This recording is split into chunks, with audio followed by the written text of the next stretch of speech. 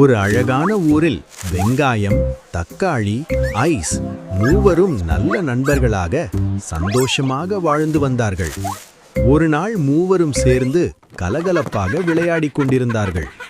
ஆனால் அந்த நாள் வெயில் ரொம்ப அதிகமாக இருந்தது. வெயிலின் சூட்டில் ஐஸ் மெதுவாக உருகி அந்த இடத்திலேயே இறந்து போய்விட்டது. இதை கண்ட தக்காளியும் வெங்காயமும் கண்ணீருடன் அழுதள். சில நாட்கள் கழித்து ஒரு சிறிய பையன் பந்து விளையாடிக் கொண்டிருந்தான். அந்த பந்து திடீரென தக்காளியின் மேல் வந்து விழுந்தது. தக்காளி உடைந்து அந்த இடத்திலேயே உயிரை விட்டது.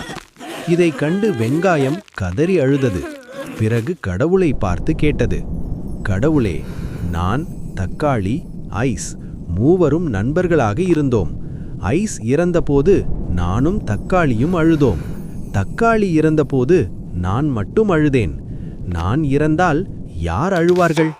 அதற்கு கடவுள் சொன்னார், வெங்காயமே, நீ இறந்தால் ஒரு மனிதன் மட்டுமில்லை, இந்த ஊரே அழும்.